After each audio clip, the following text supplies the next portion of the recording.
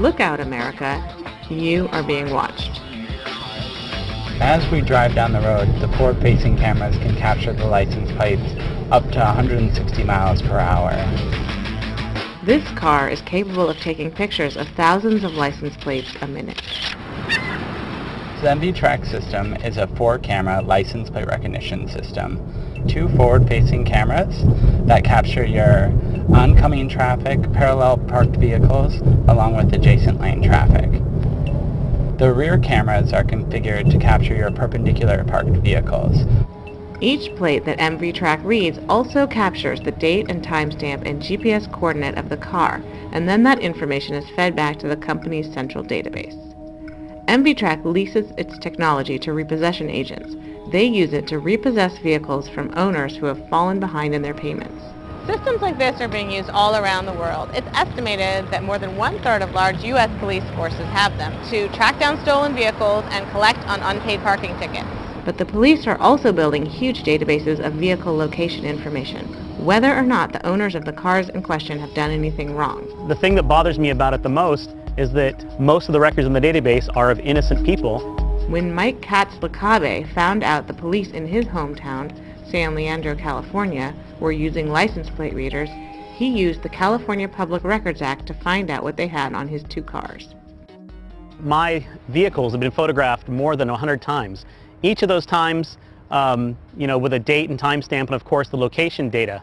And that information was being stored indefinitely. There was no indication they were ever going to get rid of it. The thing I found most troubling about it was that, at least in one of the photos, my children are recognizable when they're getting out of the car.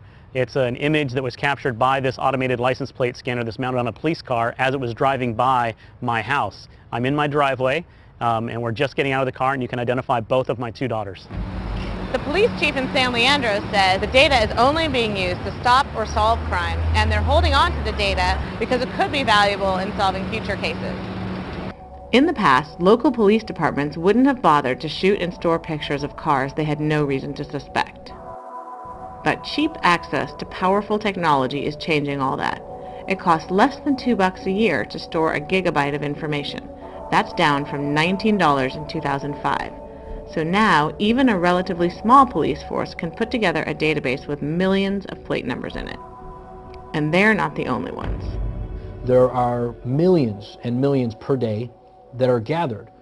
We stopped filling these milestones up because they were aggregating so quickly. It's like cell multiplication. Once we hit 100 million, it just kept going. Scott Jackson spent 23 years as a repossession agent. Now, he and Luke Smith run MVTRAC in Palatine, Illinois, just outside of Chicago. It's one of 2 companies in the U.S. marketing the technology for private use. It grabs a license plate, it stores the information. It can't instantly pull up the person's name, it can't pull up their address, their DOB, it can't pull any of that stuff up. What it does only, and only what it does, is it matches. So if we download a hot list of wanted vehicles for repossession, within milliseconds, when it grabs a license plate, it matches that. Repossession agents pay a monthly fee to use the cameras and get an alert when they scan the plate on a car wanted for repossession. And every one of those scans, including vehicles that are not wanted for anything, goes back into MVTRAC's database. They even have my car, shot here on the streets in New York City. I gave MVTRAC permission to look up my vehicle in their database. We ran a search, and we got a result. And we saw this vehicle at 7:11 in the morning and 49 seconds on December 11th in 2011.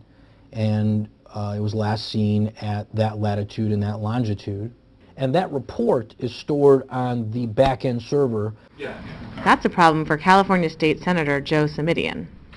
I don't think we want either the private sector or the public sector collecting data about the movements of law-abiding citizens, keeping it in perpetuity, and then sharing it with anyone who wants to write a check.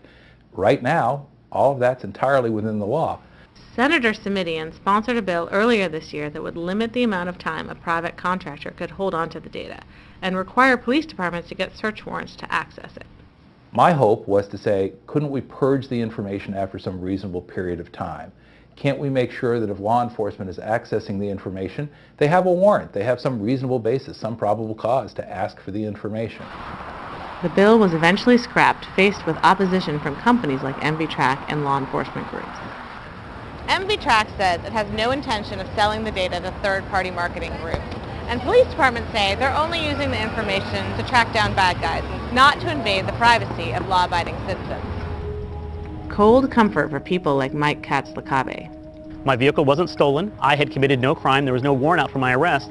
Yet the police are basically establishing a database of my location as determined by this automated license plate scanner. It's a case where Big Brother has come into effect.